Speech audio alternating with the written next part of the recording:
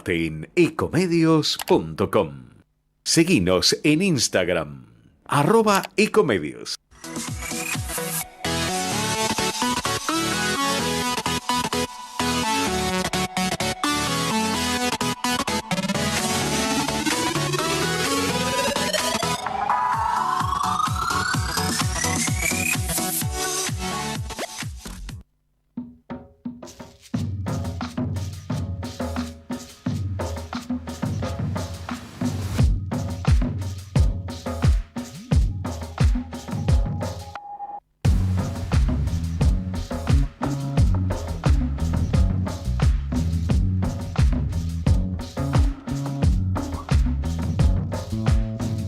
Muy buenas tardes, 17:05. Y sí, lo logramos, me deshice de todos. No quedó ninguno, los eché a todos. No, mentira. Bueno, Jorge Enríquez, el doctor Jorge Enríquez va a estar en unos minutos más con nosotros. Va a salir, dado que está de viaje, y nos va a contar un poquito, un montón de temas que vamos a abordar en la jornada de hoy. Osvaldo Pérez San Martino va a hablar en un ratito. Luis Sebasco no se encuentra en estos momentos en el país, pero ya en breve también va a estar con nosotros, así que no era mentira. No, por supuesto, Jorge y todo el equipo va a estar en breve con nosotros. Así que bueno, me tengo que hacer cargo del programa, lo haré, no me queda otra. Saben que ustedes pueden comunicarse con nosotros a través de todos los medios, en Instagram, Ecomedios, Twitter, Ecomedios 1220, siempre es @Ecomedios 1220, Ecomedios Live en Facebook y también Ecomedios 1220 en TikTok. Así que bueno, esa todavía, esa red social no la he utilizado mucho, el TikTok. Porque me cuelgo muchísimo mirando y demás. Tenemos, hablando de cuelgue, una semanita que viene con todo, y en estos momentos todavía se encuentra Sergio Massa en Diputados presentando el presupuesto nacional. Presupuesto nacional que se supone que es la ley de leyes, presupuesto nacional que, como toda ley de leyes en este país y que estamos muy acostumbrados, no se cumple, ¿no? Y en este instante estoy viendo que tuiteó Mauricio Macri, dice: no seamos un país al margen de la ley, y lo que estamos viendo en estos momentos que estamos totalmente al margen de la ley. No seamos es una expresión de voluntad, sería fantástico que no lo fuéramos, pero lamentablemente desde hace décadas que vivimos al margen de la ley, donde pareciera que las leyes por H o por B no son iguales para todos, no se cumplen para todos, y también vemos cómo día a día distintos sectores van creciendo, y también se nota que la voluntad política por un lado pareciera que está, pero no alcanza, no es suficiente. Hace instantes se dieron los datos oficiales respecto de la pobreza en la República Argentina. 36,5% es la pobreza en la República Argentina, y tengan en cuenta que de ese 36% tenemos más del 50% que pertenecen a la gama de chicos de 0 a 12 años que son pobres. Estamos hablando de que estamos criando chicos con las necesidades básicas insatisfechas, lo que acarrea esto una mala alimentación. Esta mala alimentación que, por otra parte, acarrea no poder tener la misma capacidad de conocimientos que un chico que tuvo una alimentación como corresponde, donde tienen un marco en el cual hay una familia, ya sea monoparental, biparental, como quieran llamarles, papá, papá, mamá, mamá, papá, mamá, como quieran, pero donde hay una estructura, donde hay un programa, donde hay una rutina que se sigue. No, porque los padres están todos lamentablemente rotos, y los chicos no pueden de ninguna manera estar mejor aún. Entonces, lamentablemente, estamos asistiendo a uno de los momentos, me parece, más difíciles, teniendo en cuenta que la indigencia sigue existiendo en nuestro país, y más de 10 millones de personas son pobres en la República Argentina. Estamos ahora en comunicación con Jorge Triaca. exministro de Trabajo, y realmente preocupados por todo lo que está sucediendo justamente con el no trabajo, las pocas ganas por un lado y por otro lado quienes tienen trabajo que no les alcanza, y más allá de esto, las medidas de fuerza que estamos viendo que se toman en un marco netamente político, saliendo del marco de la realidad que está viviendo el país. Triaca, ¿qué tal? Muy buenas tardes. María Luján Batallán en el programa de Jorge Enríquez lo está saludando. ¿Cómo le va? Hola María Luján, ¿cómo le va? Muy bien. Bueno, usted dijo que falta voluntad política para solucionar el conflicto que en este momento se está viviendo en el sector del neumático, ¿no? Bueno, definitivamente, cuando vemos que hay más de 30 reuniones que se organizan para encontrar una solución, y cuando vemos que las herramientas que tiene el Estado no se utilizan para evitar los bloqueos, para evitar todo lo que tiene que ver con el incumplimiento de la conciliación obligatoria, para acercar las partes y demás, me parece que hay una clara inacción por parte del gobierno, ¿no? Y en ese sentido se nota cuando vemos que muchos de los actores empiezan a trabajar de manera desordenada, ¿no? Como decir, el ministro de Economía anuncia la apertura de importaciones cuando ya llega el agua al río, digamos, ¿no? Entonces me parece que esas son las cosas que tienen que estar previamente pensadas como una forma de trabajar y desarrollar la política en el sector productivo, ¿no? Claro, lo que sucede, Triaca, me parece, ¿no?, que más allá de la voluntad que pueda poner o no desde el Ministerio de Trabajo, cuando hay una idea muy cerrada, es imposible negociar. Y yo como mediadora realmente puedo decirlo, que cuando hay una parte que acá alguien tiene que ir cediendo, ambas partes van a tener que ir cediendo para poder encontrar una solución. Por supuesto, pero y esa es la lógica del proceso de negociación. Bueno, pero me parece que no, pues justamente, como usted lo dijo, no se utilizaron todas las herramientas en el proceso de negociación. ¿Qué faltaría, Jorge?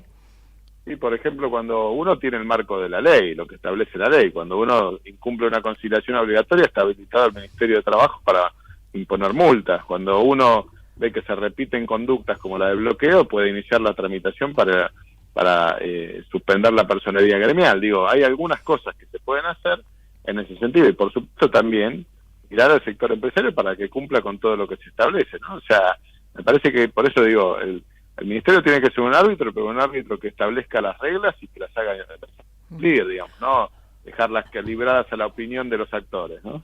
Claro, pero ahora, la exclusión de la personería gremial, ¿es factible teniendo en cuenta que, más allá que este gremio fundamentalmente no pertenece a la CGT, y que el presidente cena asado con la CGT? Hace 2 días Pablo Moyano dice que se va de la CGT y salen todos, que justamente Pablo Moyano está en este momento apoyando, ¿no?, al sindicato del neumático. Dice, me voy, y van todos a pedirle por favor que se quede. Realmente tampoco se entiende, porque en el marco de una negociación tan grande...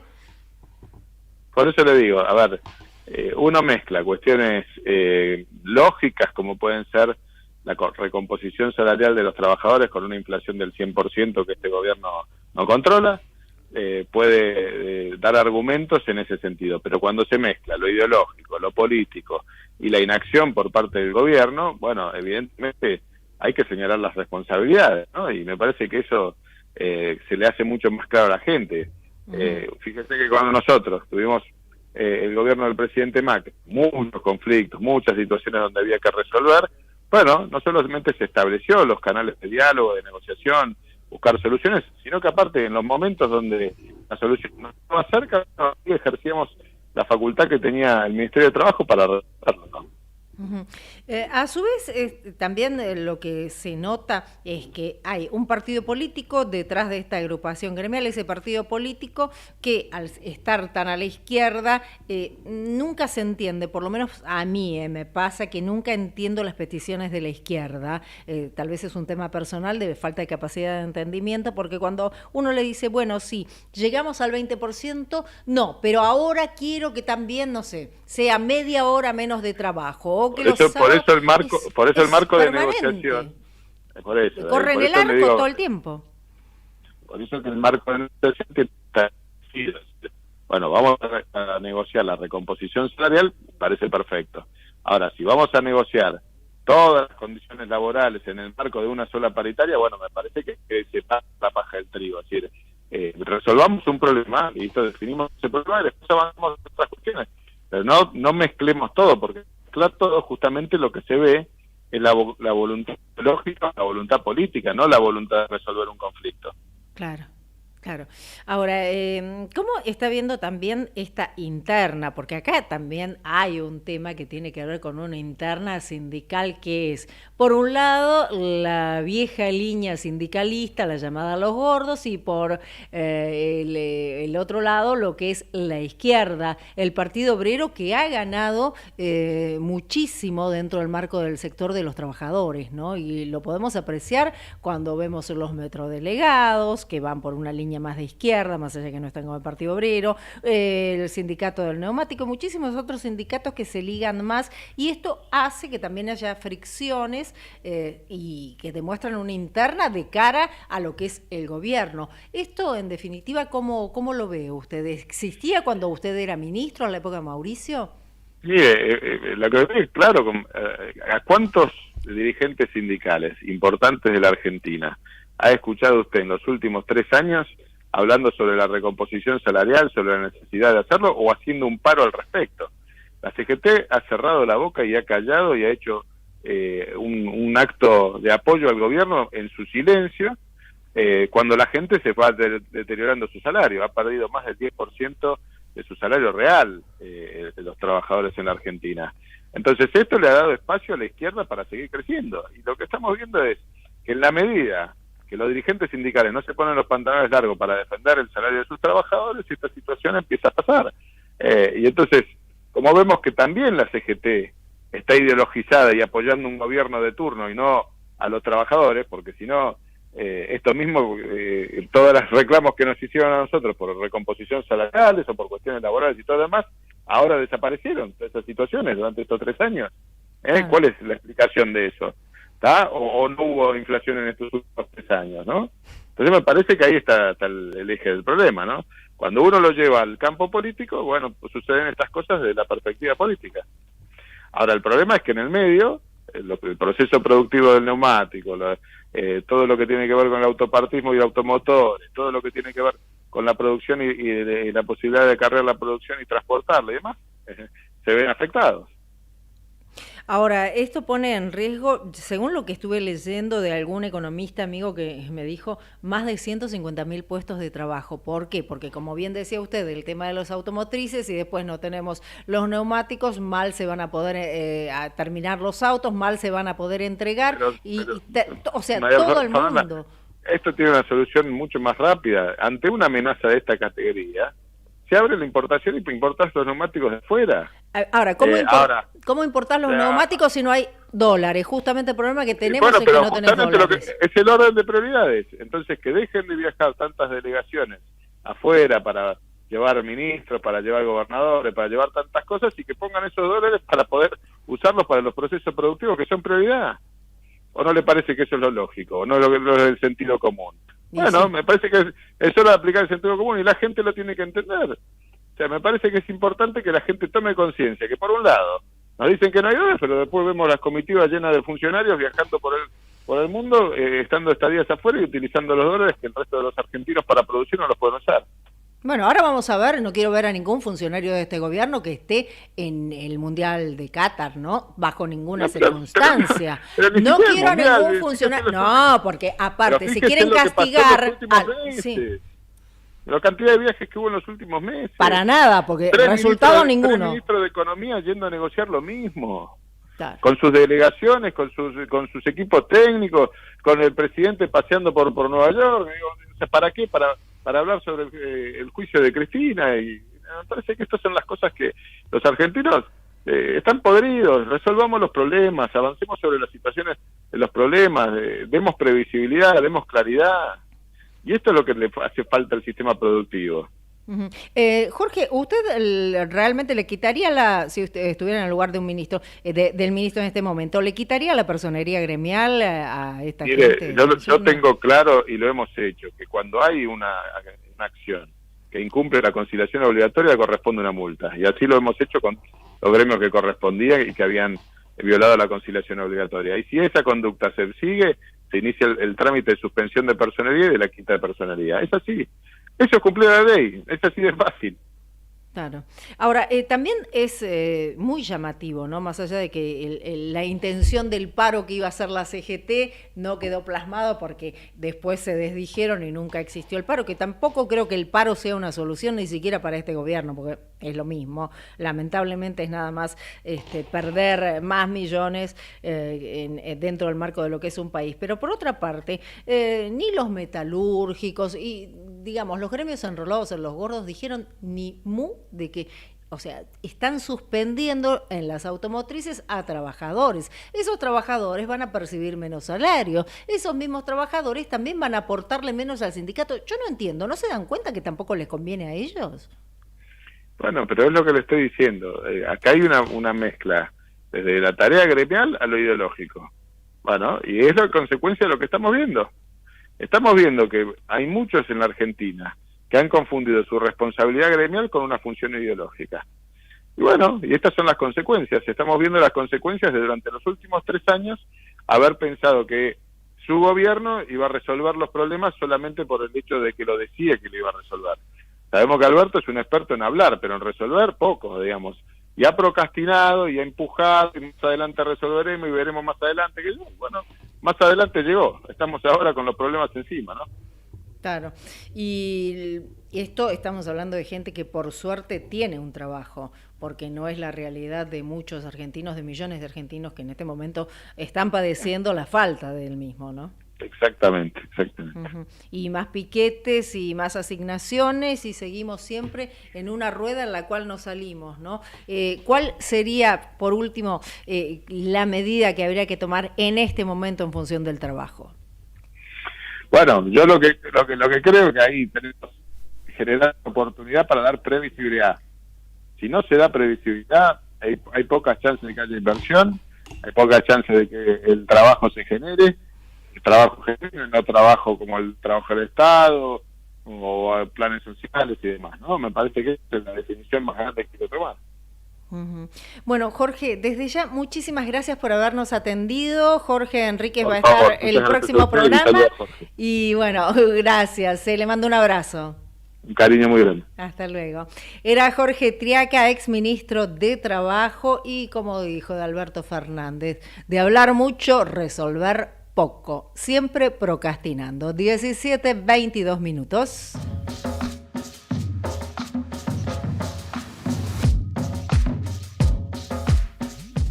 Y es un momento ideal para escuchar el parecer de un colega, amigo, nuestro querido Luis Gasulla. Luis, ¿cómo estás? Hola María Luján, ¿cómo estás? Acá, extrañándolo Jorge Enríquez, que no vino hoy, pero bueno, acá está, lo estamos tratando de superar. Así que, bueno, me quedé en la conducción del programa, espero no chocársela, pero en fin, acá igualmente este país choca todos los días y todavía seguimos todos vivos, por ahora.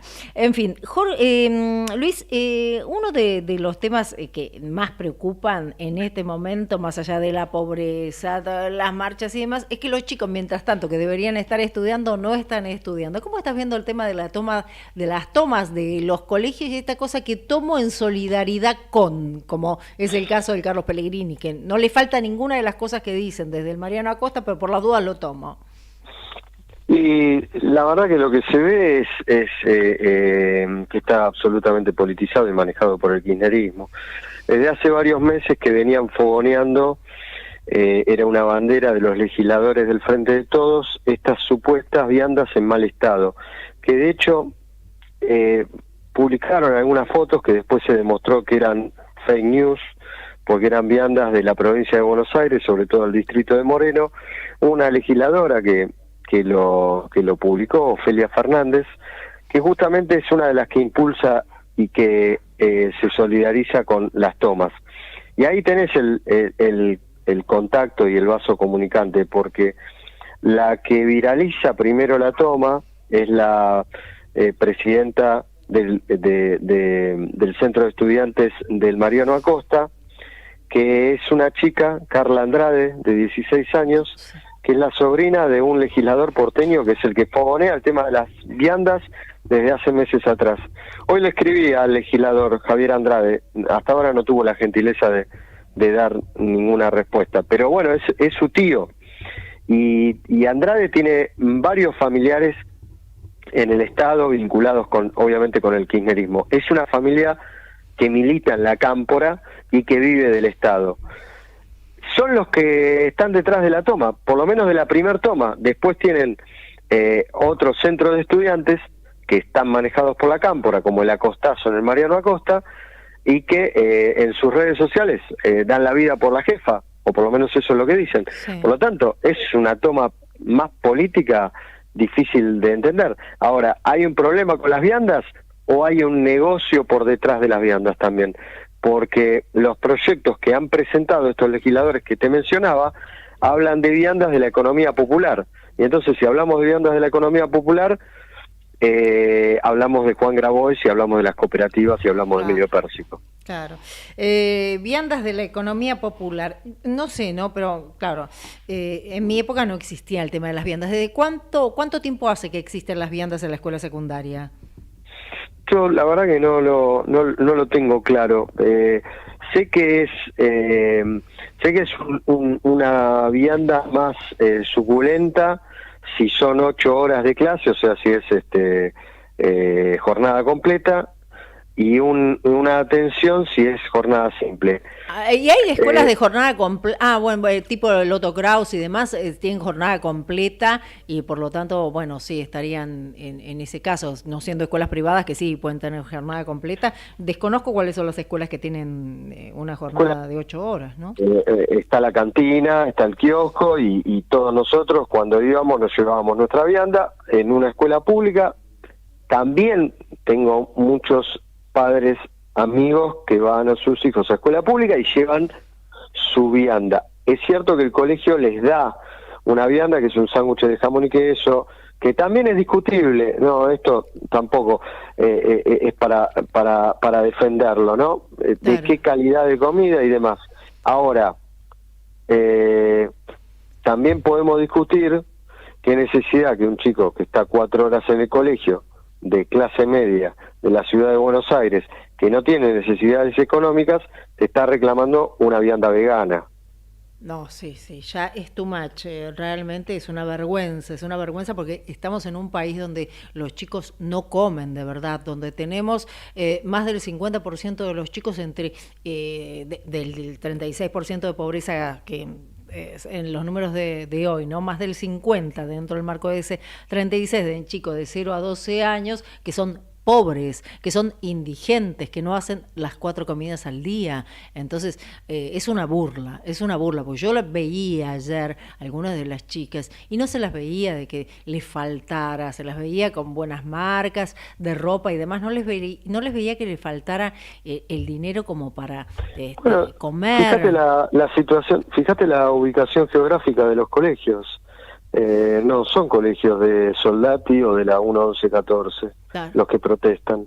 No, el Lengüita, de la calle Juncal, o sea, estamos hablando, sí, es como una realidad paralela que tienen estos pibes, pero están fogoneados evidentemente por sus padres, porque, o sea, no sé, mi hijo nunca se le ocurrió tomar el colegio, no fue escuela pública, reconozco también, pero digo, igual si hubiera intentado, lo matábamos con mi marido, creo, al pibe pobre, ya lo traumábamos. Acá hubo una orden política y además está sincronizado con un montón de otras cosas que están pasando en el país. Caos en la 9 de julio, caos con los piqueteros, caos con piquetes en el interior del país. Hay 4.000 piquetes en lo que va del año, 4.000 cortes de ruta en lo que va del año, 250 conflictos con pueblos originarios, 25 fábricas tomadas por el sindicato de camioneros o impedido su ingreso de los trabajadores, el escándalo hace pocas horas, o sea, y bueno, lo de los neumáticos. Esto es un plan sistemático. Pero los que gobiernan son ellos, Y los que están, digamos, fogoneando todo esto también son ellos. Porque esto no se lo hacen a Larreta, porque Larreta, en definitiva, mucho no va, o sea, no va a poder hacer respecto del tema de los colegios. Esto también es un tema con el gobierno nacional. Yo no entiendo a dónde quieren llegar. No sé si vos tenés más información acerca de hacia dónde apuntan, porque cuando hay una medida se supone que apunta a algo, pero acá no se entiende. Pero el kirchnerismo, o mejor dicho, el peronismo, le dejó el control, el tejido del control de la sociedad a organizaciones sociales que responden a Cristina Fernández de Kirchner. Grabois, Pérsico, o que el día de mañana quizás respondan a ellas mismas y que traicionen a su líder. Pero hoy la líder es Cristina, y Cristina no quiere saber nada y se despega con el plan económico de Sergio Massa. Pasaron los 60, 50 días que lo aguantaba, se terminó el aguante, le soltaron la mano. Ah, le soltaron la mano a Massa entonces.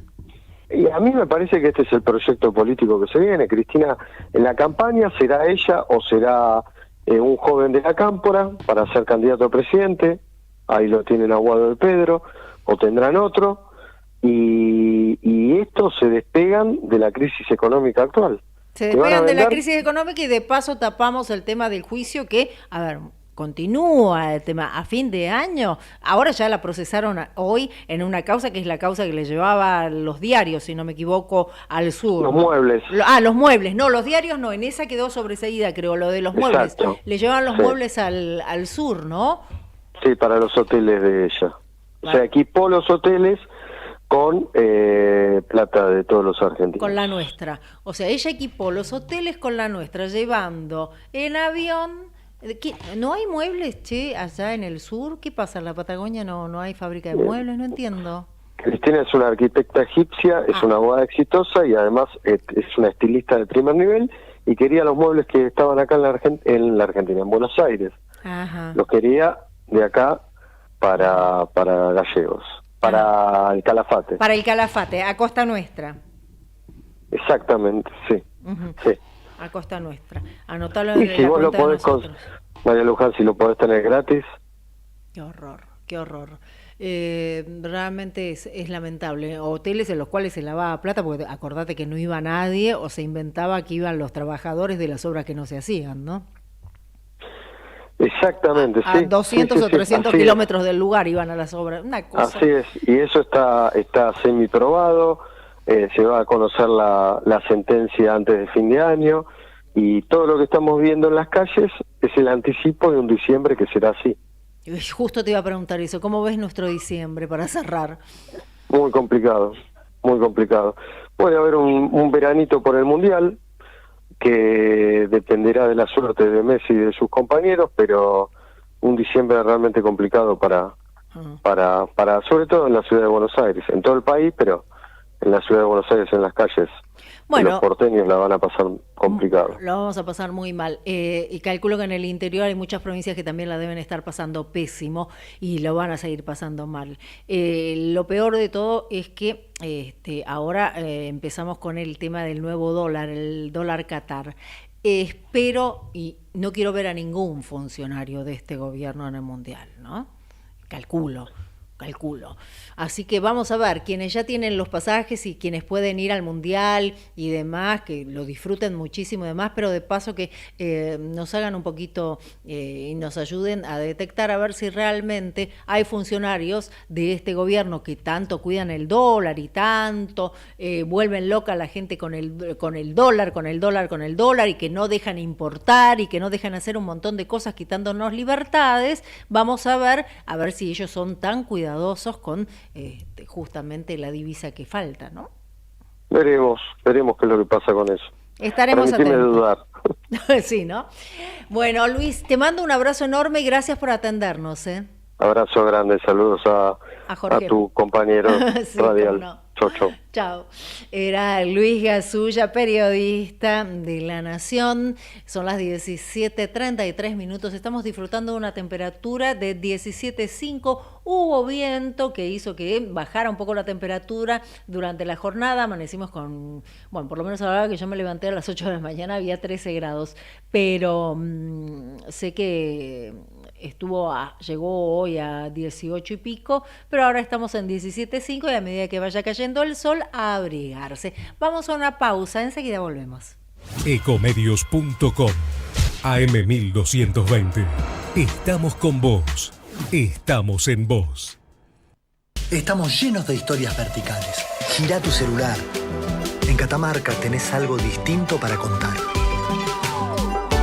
Girá, girá, no te pierdas de nada. Vení a contar una historia distinta.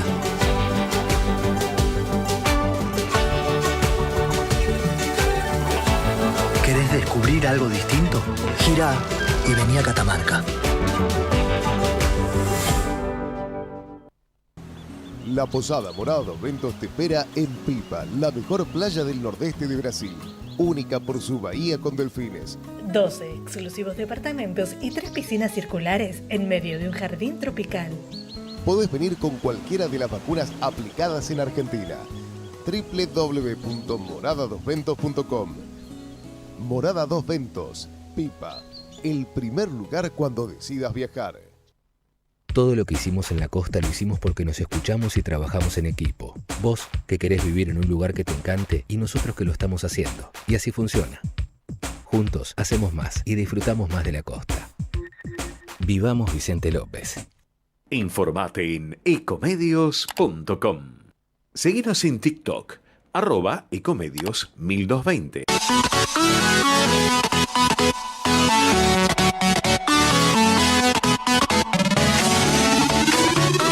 Escribanos en tu ciudad. Nuestro consejo es prevenir problemas. Colegio de Escribanos de la Ciudad de Buenos Aires. Consejo Federal del Notariado Argentino. El Colegio Profesional Inmobiliario auspicia este programa. Colegio Profesional Inmobiliario, cada vez más profesionales. ¿Conocés los planes de salud de Andar, la obra social de los viajantes vendedores? Planes para empleados en relación de dependencia, monotributistas y particulares. Solicita un asesor comercial al 0810-345-0184.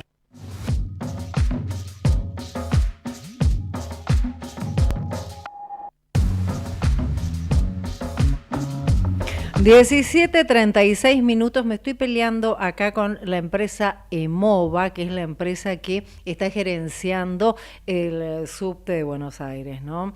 Lo que antes era Metrovías, en definitiva. Y les voy a contar algo. Vine hoy, pues no vine temprano al centro, vine en subte, trato de usar el subte, línea B, pero siempre con inconvenientes. Hace unos días que estoy viniendo en subte y estoy notando que todos los días dicen que hay demora por un problema gremial, conflictos gremiales. Ahora, yo obviamente me la paso en Twitter, @mlbatallán, y estoy todo el tiempo intentando ver qué pasa y voy preguntando. Y hablé con la empresa Emova, que me acaba de contestar.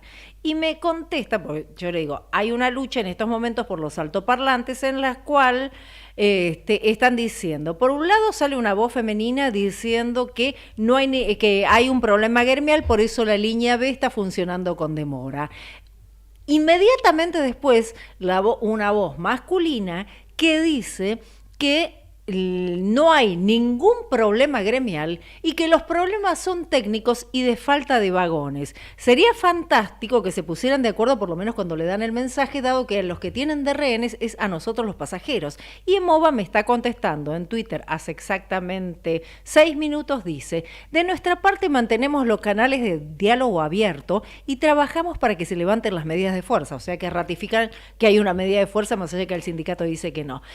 Bueno, dice, nuestra nuestra web podés encontrar el servicio, el estado del servicio en tiempo real. Yo lo único que quiero es que me brinden el servicio.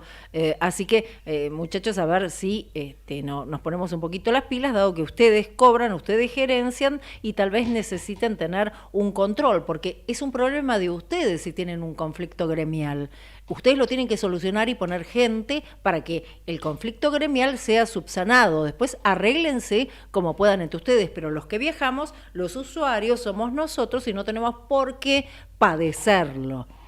Así que bueno, señores de MOVA, esperemos que intenten ponerse las pilas con esto. Pero claro, como no teníamos problemas, como estaba todo fantástico, vimos un ataque que realmente fue dolorosísimo verlo, que fue perpetrado contra la casilla móvil de la Gendarmería en Villa Mascardi, que es a unos 35 kilómetros de Bariloche. No estamos hablando de la provincia de Río Negro. Y acá realmente es un acto que algunos lo pueden calificar de un acto delictivo y otros lo califican de acto terrorista. Estamos en comunicación con el diputado Francisco Sánchez, que justamente tiene su opinión al respecto. Él es de la provincia de Neuquén y nos va a desasnar un poco de lo que está sucediendo, porque a veces acá desde Capital no tenemos la perspectiva real de lo que está sucediendo. Diputado Francisco Sánchez, muy buenas tardes. María Luján Batallán lo saluda. Hoy Jorge Enríquez no está, así que solamente voy a estar yo, me va a tener que aguantar a mí y no a Jorge, que va a estar en un rato nada más. Después lo vamos a poner al aire.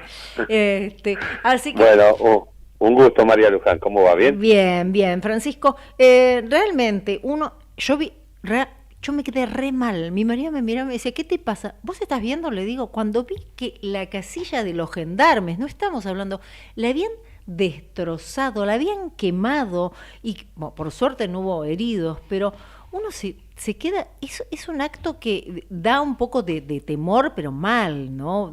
Mucha angustia ver lo que vimos, y eso se lo atribuye a los mapuches. Bueno, en realidad hay que decir que el concepto mapuche es un término que se inventó en el siglo XX. El concepto mapuche nunca existió, es un término ideológico. Y esto es importante señalarlo porque hay personas que dicen ser un pueblo originario, dicen ser mapuche, exclusivamente para obtener determinados beneficios. ¿Cuáles son los beneficios? En algunos casos económicos, en otros casos están en la búsqueda de terreno, de tener algún subsidio, y en otros casos gente que tiene desde hace mucho tiempo en Argentina y en otros lugares del mundo la intención de hacer una revolución que puede tener distintas características, pero siempre la izquierda atrás de estas revoluciones. Y aquí hay grupos que, teniendo origen de sangre araucano, tehuelche o del pueblo que sea, como buena parte de los argentinos, hay una buena porción de argentinos que tienen en sus genes sangre de pueblos originarios. Sí, en Tucumán están los quilmes, por ejemplo. Pero esa es la historia argentina y está muy bien, porque en realidad los argentinos nos hemos nutrido de los que se bajaban de los barcos, pero también nos hemos mezclado entre todos y tenemos... Ojo con ese concepto, de que bueno, los argentinos bajamos de los barcos. No, bueno, claro, no vamos a parafrasear al presidente, por Dios. Y todas sus inexactitudes, pero la realidad es que los argentinos somos un poco de eso. Ahora, hay personas que, utilizando el concepto de pueblo originario, en este caso mapuche, quieren hacer una revolución con determinadas características. Y para eso, aquí lo que están generando es el terror. Es el terror atacando a ciudadanos comunes, atacando a los vecinos de aquella zona, pero también atacando a las autoridades que, en este caso, Gendarmería, como ha ocurrido con la policía, que están ahí para resguardar, pero que tienen también la orden de no intervenir, de no hacer uso de la fuerza. ¿La orden entonces, de dónde viene?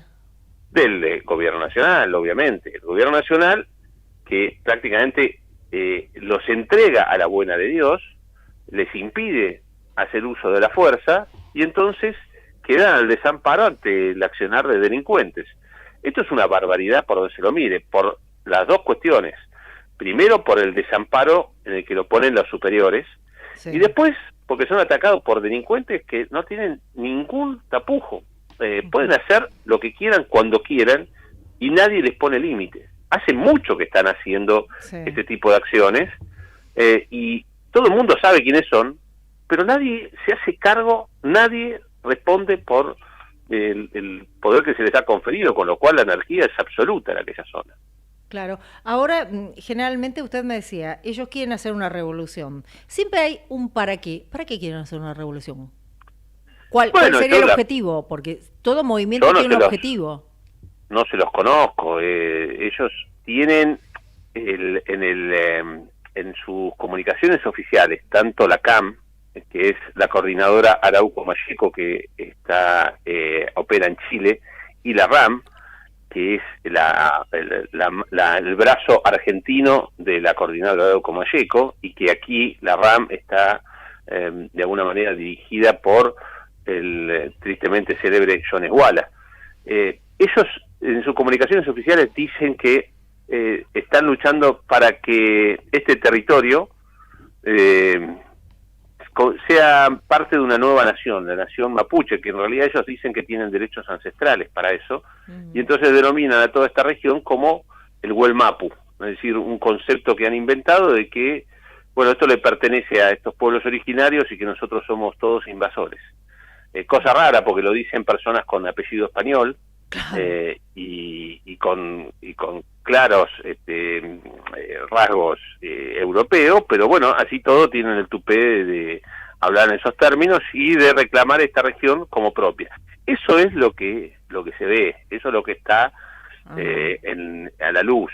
Yo creo que hay otras intenciones. ¿Cómo cuáles? Como desestabilizar, básicamente hacer una revolución al estilo de lo que no pudieron hacer en los 60 y los 70 muchas de las personas que hoy están involucradas. Vaca Narvaja es una de las personas que está involucrada con estos grupos. Pero es aliado de este gobierno. No entiendo. Bueno, claro. ¿Cómo es boicotear al propio gobierno? Esto ya lo vengo viendo de manera permanente. Acá hay un boicot al propio gobierno, quienes se supone que son el gobierno, como si no lo fueran. No sé, en realidad no están boicoteando el gobierno, sino las instituciones de la República. Exacto, entonces es atentar contra la democracia. Esto lo digo yo porque realmente atentar contra las instituciones de la República es atentar contra la democracia. Y esto es gravísimo. Contra la democracia, contra el sistema republicano, contra el orden constitucional. En definitiva, lo que ha buscado la izquierda revolucionaria a lo largo de su historia, ¿no? Siempre desbancar los sistemas para refundar. Ellos creen en refundar, en romper todo para volver a construir de cero un mundo de acuerdo a lo que en su imaginación va a funcionar mejor y más justamente para todos, pero claro, no le preguntan a nadie, ellos avanzan. Y claramente lo que están haciendo aquí tiene esas características. Por supuesto que es difícil demostrarlo, porque son todas cosas que hoy parecen de un mundo de fantasía, que solamente puede estar en la cabeza de algún loco, y efectivamente así ocurre, ¿no? Sí. Son loquitos que hacen mucho daño. Pero lo más llamativo de todo esto, más allá que son, ya sabemos que son anticapitalistas y demás, que nunca van a elegir una tierra que no sea una tierra que sea en un lugar bien preciado, o van a elegir cerca, cuando toman propiedades, porque sé de que también han intentado, y creo que ya lo han hecho con una de las propiedades, lo escuché el otro día, Diego Frutos, también en otra provincia, y demás, como que intentan quedarse y usurpar la propiedad privada, pero nunca es que se van a quedar con una casilla en Merlo, ¿eh? Bueno, en provincia de Buenos Aires, me refiero a Merlo, no Merlo San Luis. Yo diría que preocúpense también en provincia de Buenos Aires, porque hay algunos que están reclamando derechos ancestrales sobre tierras en provincia de Buenos Aires. Hubo el año pasado, en Ramallo, que se atribuyeron supuestos pueblos originarios, y el atentado fue sobre un aeródromo, y en realidad el Huelmapu, esta tierra codiciada, soñada y reclamada para conformar la nación mapuche, el Huelmapu llega hasta la bahía de San Borombón, con lo cual el reclamo no parece tener fin en ningún momento. Y de hecho, sobre tierras poco codiciadas, aquí en Neuquén, al norte del río Neuquén, en una región desértica, jamás hubo una pretensión territorial. ¿Cuándo apareció la pretensión territorial? Cuando apareció la tecnología para explotar vaca muerta. En el año 2012, ahí empezaron las usurpaciones y las reclamaciones por supuestos derechos ancestrales de personas que, vestidos detrás del traje de Mapu, están haciendo... ¿Por qué? Porque no es que son lindas, ni mucho menos. Es un desierto bastante fiero. Lo que es muy valioso porque ahí están las zonas más codiciadas de a eso me refería, hidrocarburíferas, estratégicas, ¿no? estratégicas. Claro que sí. Esto estamos hablando de zonas estratégicas. Ahora, ¿cuál sería, diputado, la manera en la cual se puede impedir que esto avance? Porque lo que estamos viendo desde el 2012 hasta ahora son avances de manera permanente. ¿Qué es lo que tendría que hacer? Y en el caso que lleve un gobierno de Juntos por el Cambio y usted mismo como diputado conocedor de la zona patagónica, ¿cuáles son las medidas que se deben tomar en estos momentos en una nación que lamentablemente está a la deriva? Bueno, yo creo que más allá de que la Constitución Nacional en su artículo 75, inciso 17, le da determinados derechos a los pueblos indígenas argentinos, lo primero que tenemos que hacer es la ley 23.303, que le da, entre otras cosas, le da forma y crea al Instituto Nacional de Asuntos Indígenas. Esa es una ley que yo creo que hay que derogar. Es una ley que no sirve. El Instituto Nacional de Asuntos Indígenas mutó absolutamente desde su fundación a hoy, y hoy termina siendo un organismo que protege los derechos de personas que se autoperciben en determinada condición. Ese es el primer punto que a mi criterio habría que trabajar. La ley 26.160 es una ley creada en el año 2006 y prorrogada sistemáticamente como emergencia para que los pueblos o las comunidades que están usurpando terrenos no puedan ser expulsados de esos lugares por la justicia. Esa ley también habría que derogarla, a mi criterio, pero sobre todo habría que establecer con mucha claridad y a través de una declaración de certeza probablemente, qué es o cuáles son los pueblos originarios argentinos. Y a mi criterio está claro que los que se autodefinen como mapuches no son pueblos originarios argentinos. Entonces, ellos no deberían revestir ese carácter. Pero por último, lo más importante es que el Estado no puede abandonar su obligación de hacer cumplir la ley. Es decir, hoy en Argentina lo que está pasando es que el Estado se ha corrido de reprimir los actos delictivos y los actos terroristas. Se ha corrido y de alguna manera termina siendo cómplice y dejando abandonados a las personas decentes, a las personas honradas, a las personas que quieren hacer las cosas bien, las dejan abandonadas en manos de estos delincuentes. Bueno, eso claramente en un gobierno de Juntos por el Cambio no va a pasar.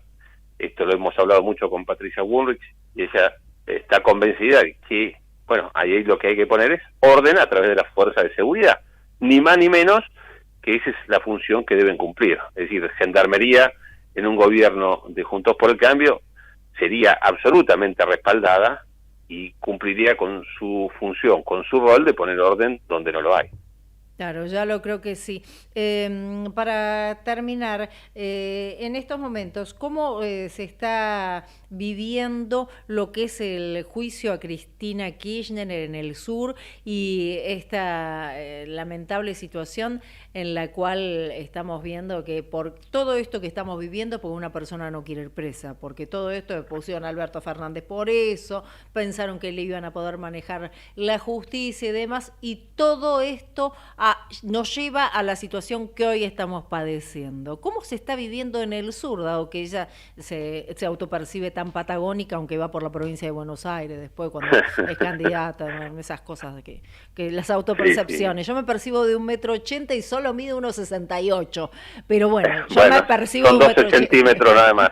Eso es mucho menos grave que lo que estamos viviendo con esta gente, que en realidad lo que vemos es más allá de la visión personal mía, que yo tengo esperanza de que se haga justicia, lo que vemos es que están haciendo todo para que haya impunidad.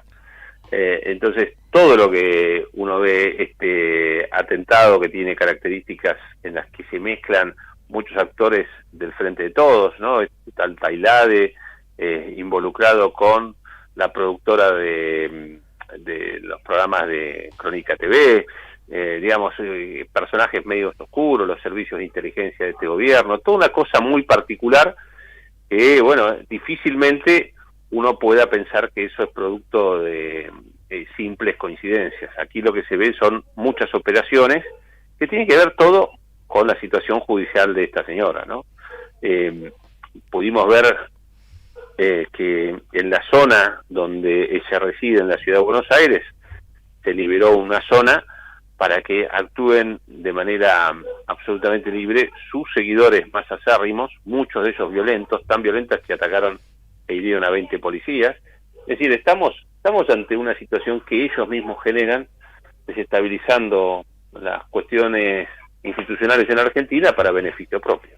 Claro, y esto realmente es lamentable, y hace un ratito estaba leyendo un tuit de Mauricio Macri y dice que estamos en una república, está al margen de la ley, y lo que estamos viendo es de que muchos que justamente en estos momentos están en el gobierno quieren estar al margen de la ley, no cumplir las leyes, y como no las cumplí, no quiero. O sea, cuando hay una ley, hay una consecuencia por violarla. Las consecuencias del haberlo violado pareciera como que lamentablemente no va a ser el ejemplo justamente con los funcionarios, ¿no?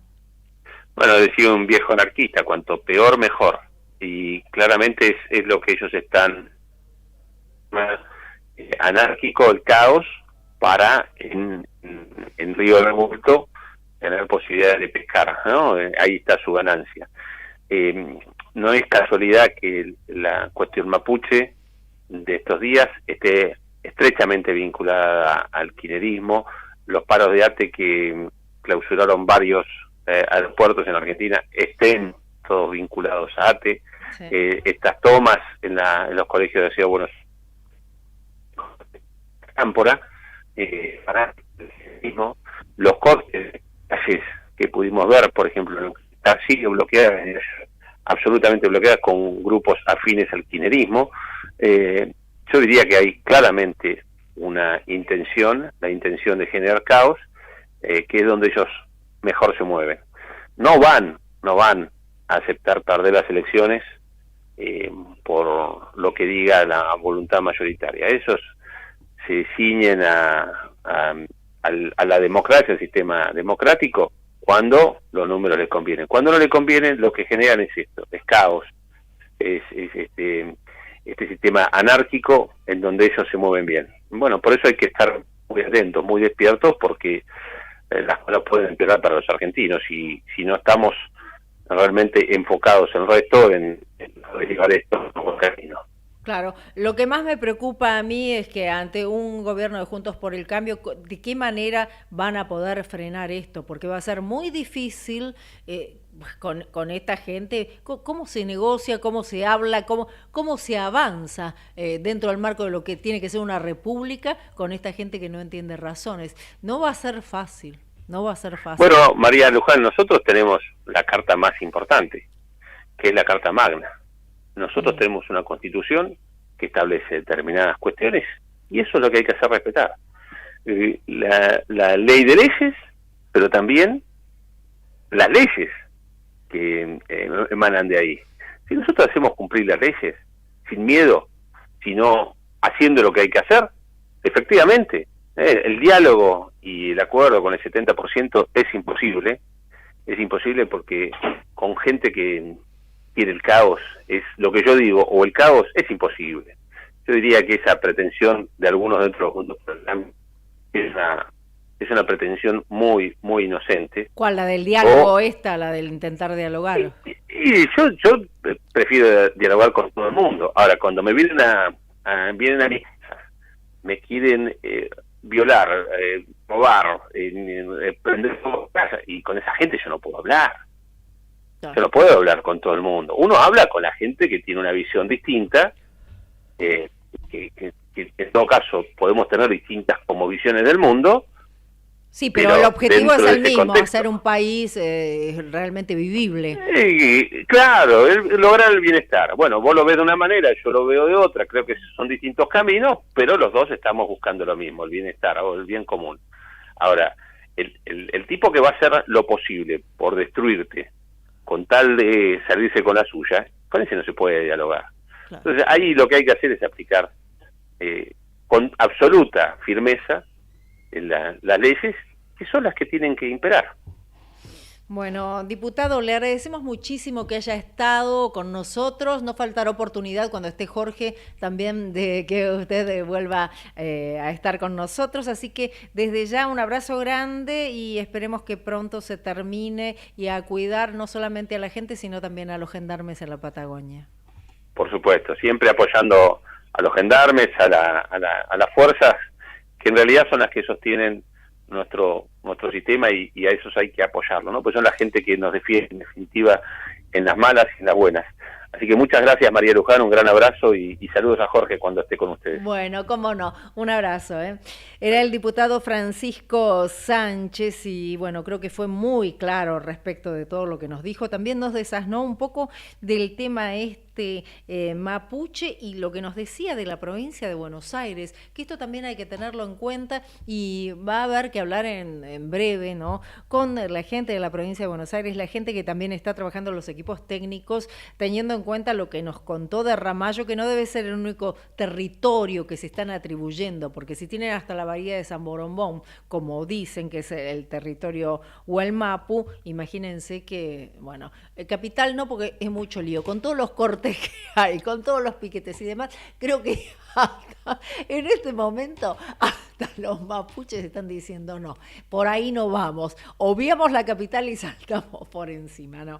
Tremendo, le vamos a poner un poco de humor a esto para descontracturar porque es heavy, lo que uno ve es heavy y uno siente esta sensación, como si ya fuera diciembre y esta sensación de angustia y de poco aire para seguir adelante. Es increíble cómo nos tensionan y no nos dejan en paz y de manera permanente están haciendo que la gente viva crispada. Es increíble que desde un gobierno todos los días se potencie esto.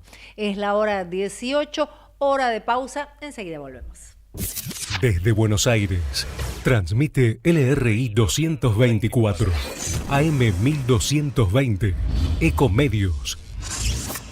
¿Sabías que para producir una tonelada de papel se talan 15 árboles? AISA te invita a sumarte a EcoAISA, un programa que busca conseguir un impacto positivo en el medio ambiente reduciendo el consumo de papel y que además recompensa tus interacciones digitales con descuentos y beneficios. Participar es muy fácil. Adherite al servicio de factura digital a través de la oficina virtual desde la página web o la app de AISA y comenzá a disfrutar de múltiples beneficios en supermercados, farmacias, entretenimientos, indumentaria y muchas cosas más.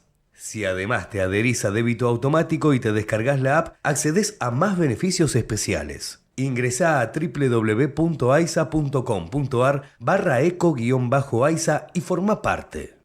Nos comprometimos con la provincia de Entre Ríos a impulsar la producción y el desarrollo social, humano y educativo y crear trabajo, a profundizar la conectividad e incorporar tecnología en el desarrollo portuario entrerriano y a mejorar caminos para impulsar el crecimiento productivo. Hoy te queremos mostrar los proyectos finalizados y los que aún están en ejecución. Conoce más acerca de nuestros compromisos en argentina.gov.ar/compromiso federal. Lo dijimos, lo hicimos. Compromiso Federal. Argentina Presidencia. Informate en ecomedios.com. Seguinos en Twitter, @ecomedios1220.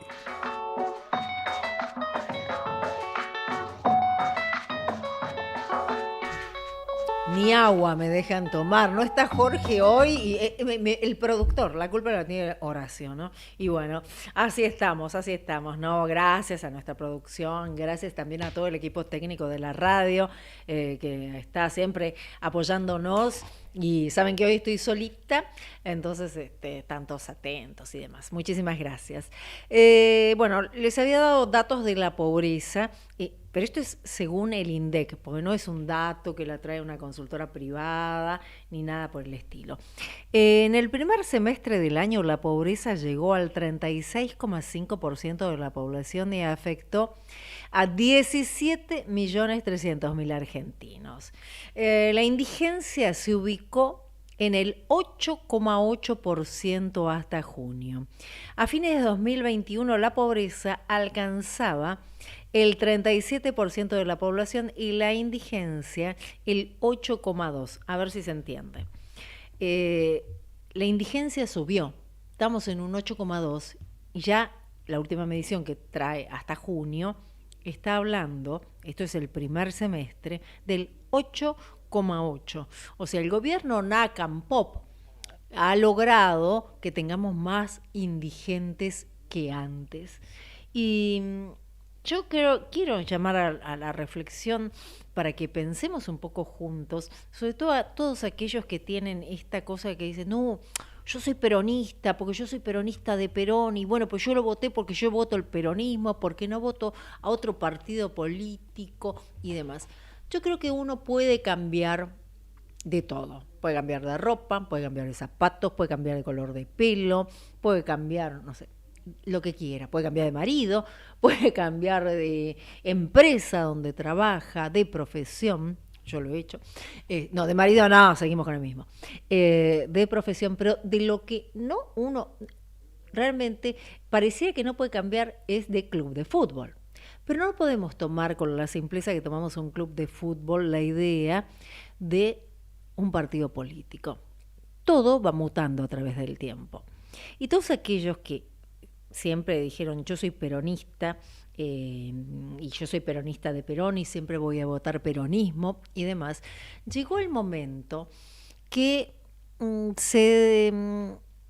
piensen un poco y se desliguen y se salgan de ese corset, que me parece que es ese corset el que evita que se pueda pensar en el más allá. Yo sé que muchos consideraron, porque tienen este concepto de que parece que de que Perón creó todo, que la realidad no es así.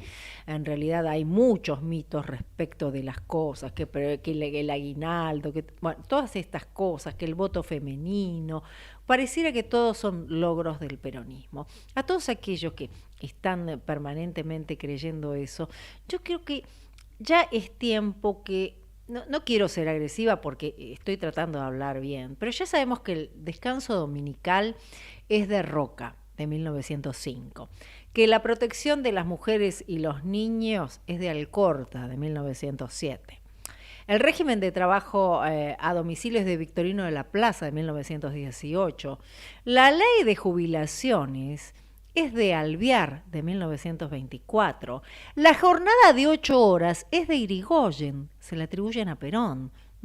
Esto fue de 1929. Las vacaciones pagas, les guste o no les guste, es de Uriburu, lo mismo que la indemnización por despido, la protección por maternidad, la licencia por enfermedad. Muchachos, lamento decirles, no es peronista. Estas conquistas no fueron peronistas.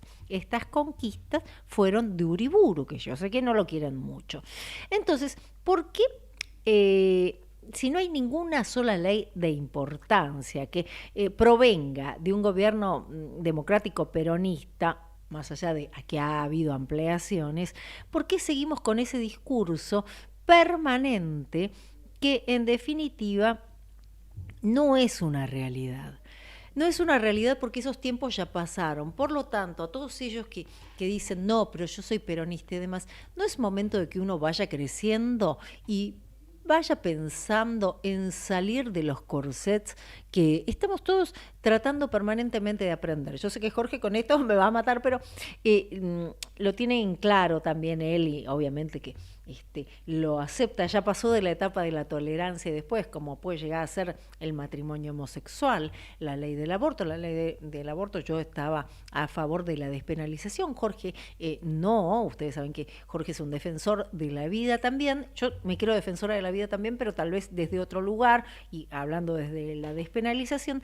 Entonces yo creo que nosotros podemos sentarnos, charlar, somos amigos, estamos enrolados en una misma idea política, pero él, cuando yo le planteo cosas, él sale de su corset permanente de un pensamiento, pues no tiene un pensamiento único. ¿Qué hace Jorge? Inmediatamente dice, escucha y mira y realmente trata de preocuparse y de aprender las nuevas cosas que están pasando, lo que nos van pasando con los jóvenes, las nuevas sexualidades y demás, que tal vez a él le puede costar más.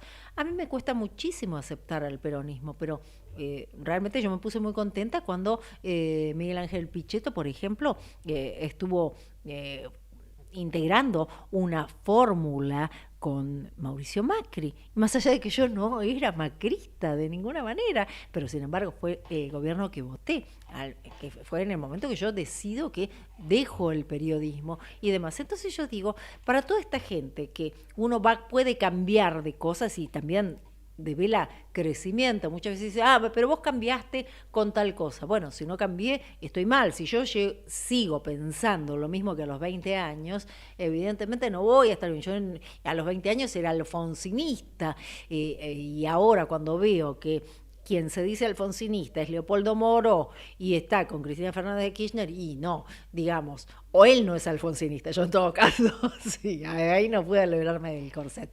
Pero sería bueno que lo tengamos en cuenta. Es la hora 18, 9 minutos, 17.5 la temperatura.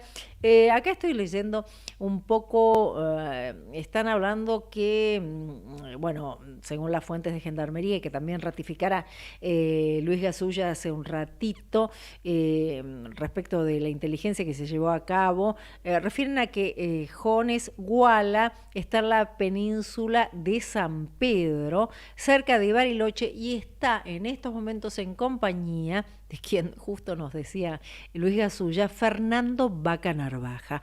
Así que tengamos en cuenta de cómo se van dando las cosas, ¿no? Que de qué manera una cosa, uno va atando cabos y es como el revivir de esta gente de los 70 que nos llevó a la desgracia de tener lo que fue un gobierno dictatorial y de facto como fue el gobierno de los militares. Nos queda ya... No nos queda ninguna duda, nos quedan solo certezas que todos los caminos conducen hacia un mismo lugar, la reivindicación de una lucha que fracasó y lamentablemente estamos de nuevo retrocediendo en nuestros pasos.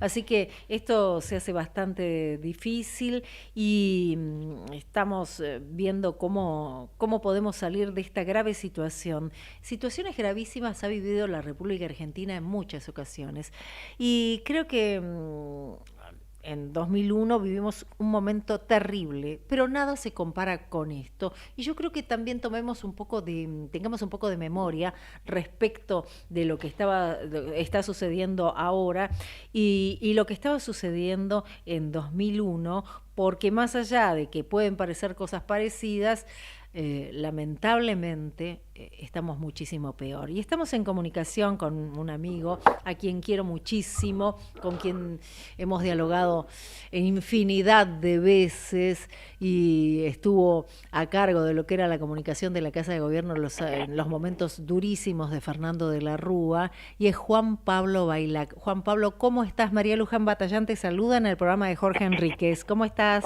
¿Qué tal, María Luján? Tanto tiempo. ¿Cómo estás? Tiempo. Sí, un alegrón. Encontrarnos. Un alegrón. Qué bueno. Qué bueno. Juan Pablo, me imagino vos la sensación que tendrás en estos momentos, después de haber vivido momentos duros como los que vivimos cuando fue el final de la Rúa, por los movimientos estos que también había, con las tomas que también existían, y obviamente como el peronismo en ese momento hizo lo imposible para que cayera ese gobierno, ¿no? Un gobierno democrático elegido por la gente como fue el de Fernando de la Rúa. ¿Qué similitudes ves con el 2001, Juan Pablo?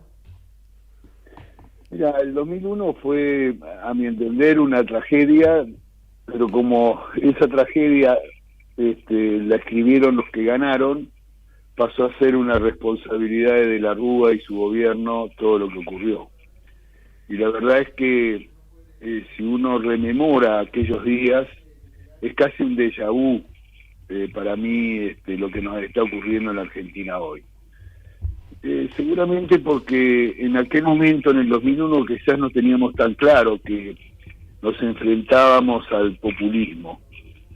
Y enfrentarse al populismo, de alguna manera, tiene como objetivo fundamental el caos. Claro. En el caso del actual populismo que nos gobierna, es el caos controlado. Y hasta ahora veníamos en esa tesitura, el caos controlado, es decir, yo provoco el caos, yo lo resuelvo y gano autoridad política y a partir de ese momento continúo adelante. Un poco lo que hacía Néstor Kirchner, ¿no? Tenía 24 horas, 48 horas a la gente en el Ministerio de Desarrollo Social, luego le resolvía el problema, y Kirchner así fue ganando autoridad después de aquel 2001.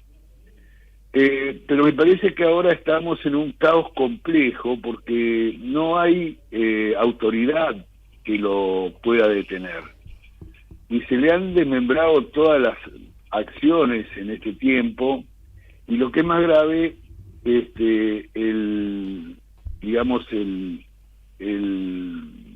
la serpiente del episodio del veneno está dentro del palacio. En aquel momento todo era fuera del palacio, ¿no? Entonces uno veía venir lo que iba a ocurrir. Acá no sabemos lo que va a terminar ocurriendo, porque tenemos un episodio de un gobierno casi que no gobierna, un gobierno casi sin gestión, tenemos una vicepresidenta que su único, punto en la agenda está vinculado a generar impunidad, tenemos la política absolutamente exacerbada, con adjetivos y con confrontaciones que lo que hacen es hartar, cansar, agotar a la gente, en definitiva, porque frente a la incertidumbre que vive de por sí en el día a día cotidiano, no le alcanza el sueldo, la inflación carcome toda esperanza, nuestros chicos se nos van del país a buscar el horizonte del futuro en otro ámbito, en otra nación, en otro país.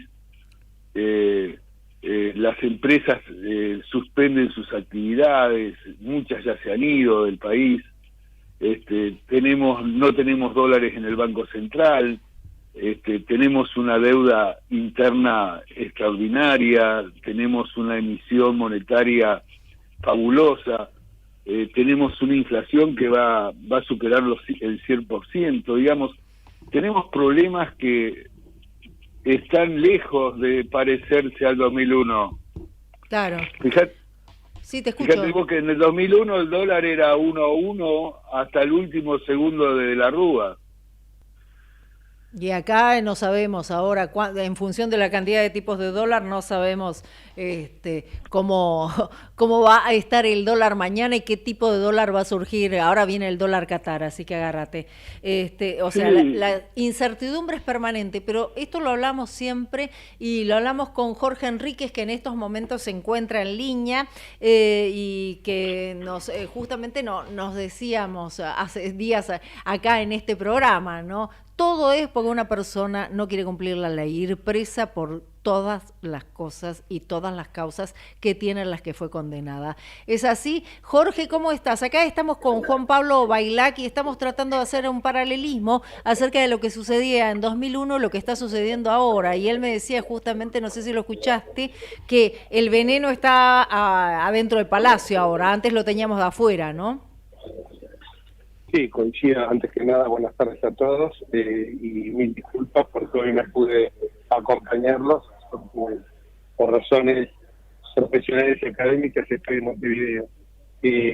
No, yo les dije al público, a todos los que nos escuchan, les dije no los eché a todos, Jorge no está, les serruché el piso hasta Jorge mismo.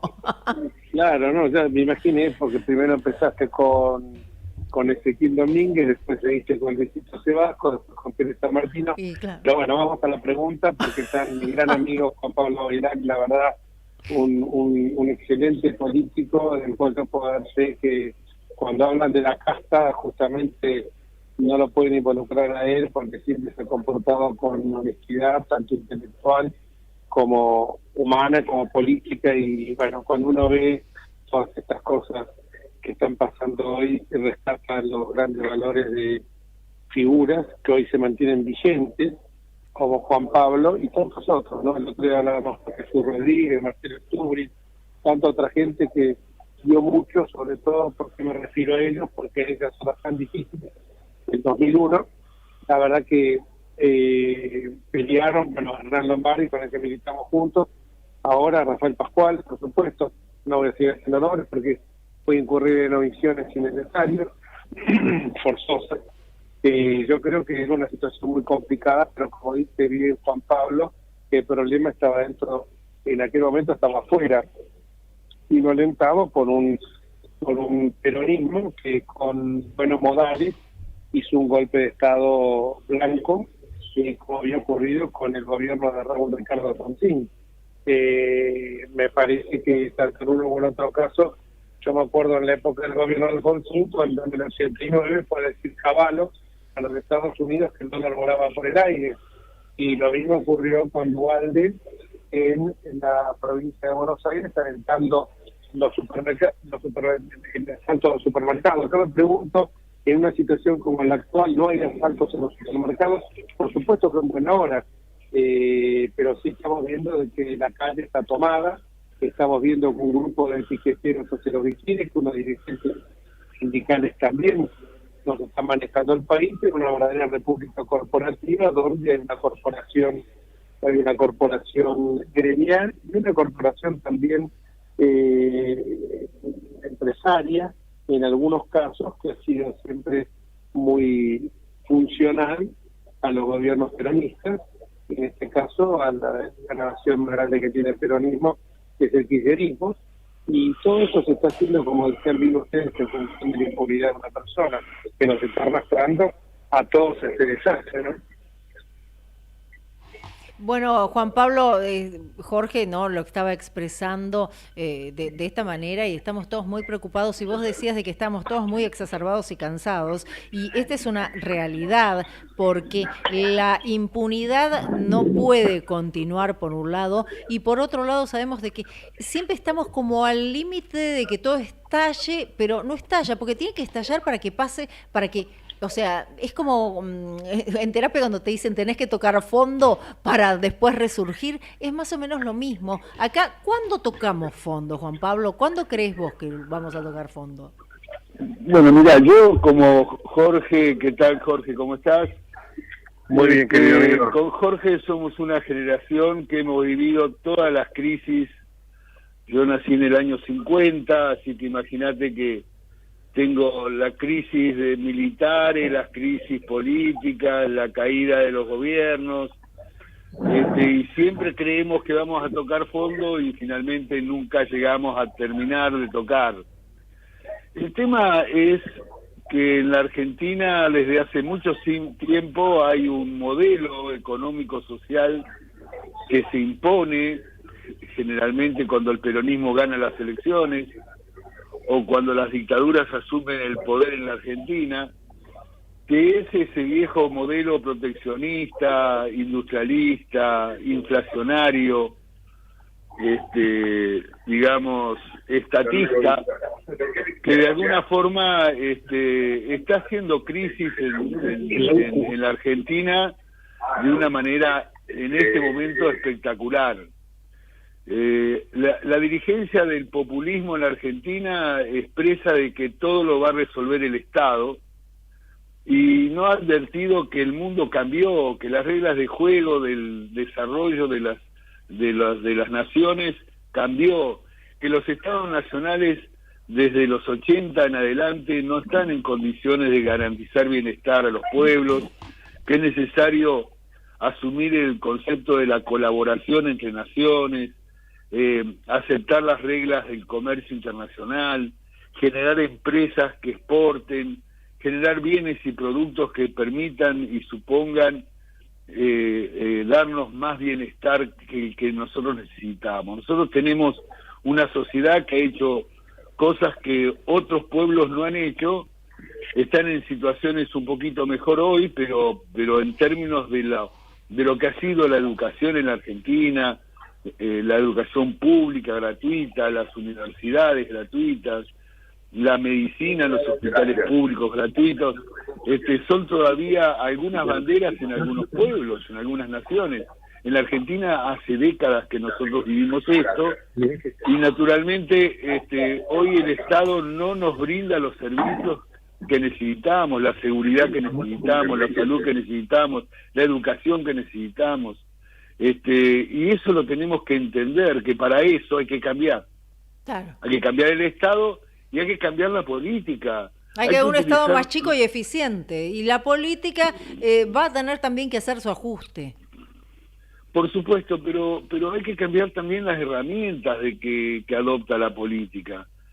A mí me extraña mucho que el presidente Fernández, en todas las salidas, a excepción de las veces que ha ido a Estados Unidos, que todavía no ha podido juntarse con el presidente Biden y lleva casi 3 años. Ni se va a juntar, me parece.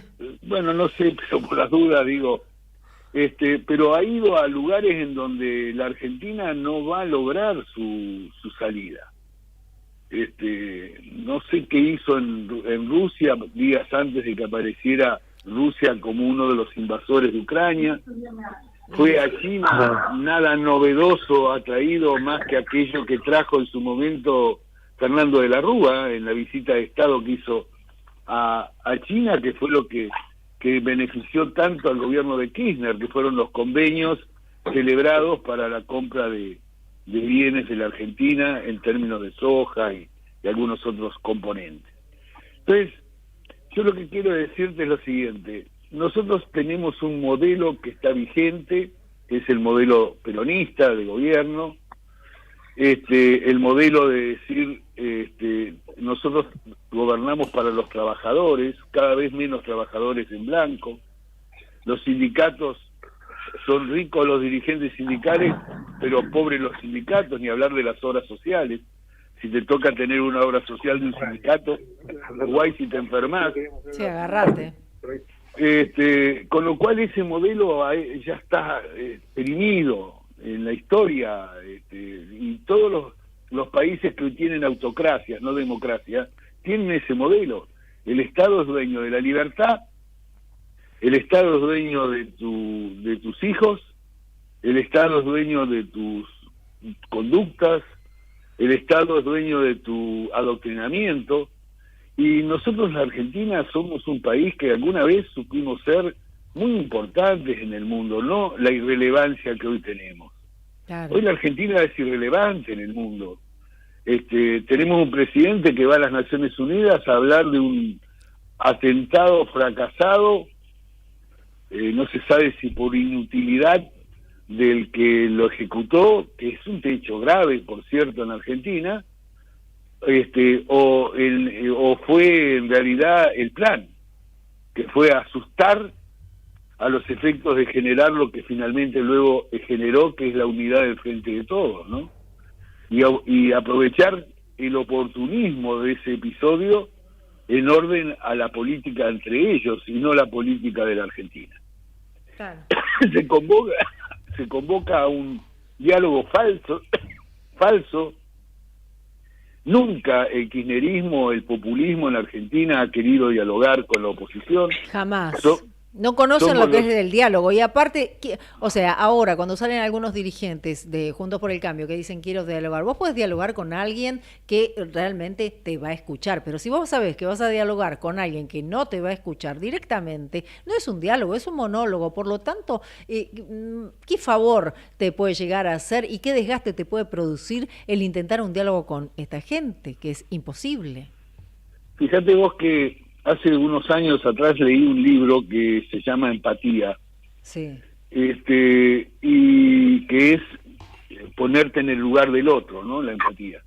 Y contaba una anécdota que ocurrió en la Segunda Guerra Mundial, en donde en una de las fronteras de la guerra, de un lado estaban los aliados y del otro lado estaban los nazis, y cuando llegó Navidad, levantaron las armas, levantaron los tiros, se abrazaron en el medio de esa frontera brindaron y volvieron otra vez a la trinchera y siguieron la guerra, ¿no es cierto? Bueno, la Argentina concibe que la coalición Juntos por el Cambio y el resto de las expresiones políticas de la Argentina son sus enemigos. Claro. Entonces, para dialogar, primero tenés que tener empatía mutua, ¿no? Porque si no, no te podés acercar. Si estás con una metralleta de un lado en una trinchera y otra metralleta del otro con otra trinchera, tiene que haber empatía, tiene que haber ponerse en el lugar del otro y tratar de que la democracia no sea suma cero. Sí, vos, Jorge, ¿qué opinas respecto a lo que está diciendo Juan Pablo? Bueno, sí, siempre nosotros hemos sostenido que el diálogo supone reconocer que no se posee el monopolio de la legitimidad y que los derechos están distribuidos. Dialogar es fijar reglas y por lo tanto es restringir la voluntad del que manda. ¿Cómo podés dialogar con un oficialismo cuando esa oposición te tira 14 toneladas de piedra, cuando está sacando una ley que no le gusta? ¿O cómo vas a dialogar con alguien que te saca la coparticipación en plena pandemia para perjudicarte, para purgar la inutilidad en materia de seguridad y los problemas que tenía Kicillof con la fuerza de seguridad? ¿Cómo dialogás con los que quisieron reventar el primer día el Poder Judicial en el sagrado dogma de la impunidad? Porque todos estamos de acuerdo que es una reforma judicial, pero la reforma judicial que llega a la gente, esto lo hemos sostenido siempre, no una reforma judicial que se subsuma nada más que a la justicia criminal y correccional de Comodoro Pi, esos 12 juzgados. ¿Cómo podés dialogar con alguien que dice que el problema del mundo es el capitalismo y que su representante en Argentina es la oposición, cuando los países capitalistas ya están en otra? Vas a hablar con tipos que se babean por Putin, que pasean por Cuba, que casan con Venezuela y al mismo tiempo se hablan de paladines democráticos como pasó en Nicaragua, los operadores que se presentan. Es muy difícil el diálogo, sí. Hay que tener. ¿Cómo yo voy a decirle? Ocurrió el atentado que todavía 2/3 de los argentinos creen que ese atentado fue un montaje y tiene tantos puntos oscuros y se agua por tantos lados que yo tengo el derecho de poder dudar, por lo menos sospechar que acá hubo algo raro. Una banda de descerebrados hace esto y deja huellas por todos lados, no borran los celulares. Esa historia es eterno. Es eterno eso, pero es eterno, eso. Yo a lo que voy es a esto: cuando se produce eso, es un repudio general de toda la sociedad. Hay un repudio general, automáticamente los diputados nuestros de Juntos por el Cambio, los 116, van y se juntan con los diputados justicialistas o de Frente de Todos, o de los kirchneristas, se juntan para repudiar. Los senadores hacen lo mismo. Yo vi a fotos, Mario Negri, Ristón, compañía por un lado, y por el otro lado lo vi a Neidenov, a Carol Lozada, a Humberto Schiavone, a Juez, Cornejos se lo ponen a repudiar, y cuando se van ellos de la reunión empiezan a tirar dardos y decir que estos son los discursos del odio que nacen de la boca de las toneladas, de las 3 toneladas de papel de Luciani, que sale de lo que es el discurso del odio que está lanzando por todos lados los medios de la comunicación y la oposición, y nos echan la culpa a nosotros del atentado, cuando hay una investigación judicial a los minutos de haberse producido, y después encima el cachetazo del presidente, que el presidente, una cadena nacional insólita para decretar en un país que necesita laburo, un paro nacional. Que bueno, ya sabemos los problemas que ocasiona eso en el plano educativo, en el plano laboral. Por eso, a ver, es muy difícil. A mí la gente me dice, no, recién estuve hace unos minutos reunido con Carlos Páez Vilaró, que está en una charla que también, y Carlos Páez Vilaró me decía... Hijo, no acolaremos porque le recordamos a la gente Carlitos que el otro Páez falleció. El otro Carlitos Páez. Y me decía, por favor, me hace súplica, no se peleen. Y digo, jamás vamos a romper Juntos por el Cambio. Hay diferencias de opinión, sí, y es saludable, porque, como lo decía Raúl Alfonsín, sigan ideas, no sigan hombres. Esto es lo importante. Hoy recuerdo a Alfonsín, hoy con la presentación o mañana, con la estreno de la película Argentina 1985, adquiere una dimensión mayor, porque fue un antes y un después. Claro. Suprimimos el peso que tenía el partido militar definitivamente, tenemos que enterrar definitivamente la corrupción, y esto solo se logra con castigo justo, con sanciones justas, con forma de derecho, en las causas causa de corrupción que estamos viendo todos los días. Claro. Ya para terminar con Juan Pablo, ¿no? ¿Cómo te parece que esto vamos a salir de acá para adelante respecto de lo que es la fuerza política que presumiblemente debería ganar en las próximas elecciones, y cómo va a avanzar en función de un peronismo y un kirchnerismo que va a ser durísimo? Juan Pablo, para ir cerrando. Bueno, como viejo veterano de la democracia, de eso no le tengo miedo. La pelea hay que darla, y la transformación del país se lo merece, y la sociedad va a ser muy exigente. Por supuesto que no es fácil. No estamos invitados a una fiesta de globitos y música. Estamos invitados a una transformación dolorosa, compleja, pero la Argentina tiene todo para salir. Lo que pasa es que hay que ordenar, y como bien decía Jorge, hay que volver al sentido republicano de gobierno, hay que volver a la república, hay que volver a la libertad, hay que volver a la democracia y al progreso social, que es el viejo modelo que el radicalismo en su larga historia ha venido bregando de manera permanente. A veces pudimos, otras veces no pudimos, y otras veces no quisimos hacer determinadas cosas, pero hay algo que a mí me da un poco de tranquilidad. Por primera vez el peronismo populista argentino le puso el culo a la jeringa. Por primera vez en su gobierno ha tenido que llevar adelante un ajuste. O sea que no es más virgen, no es más invicto.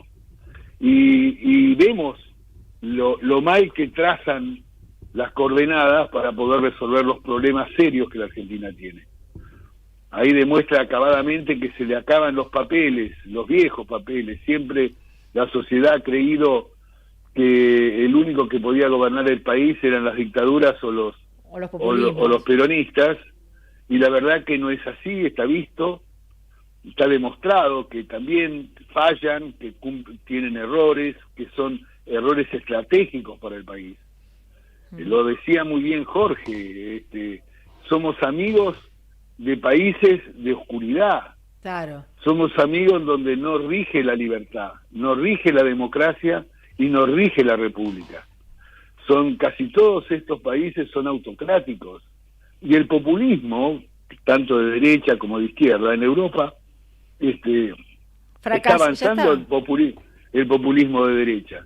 Y acá en Argentina también tenemos algunos vestigios populistas.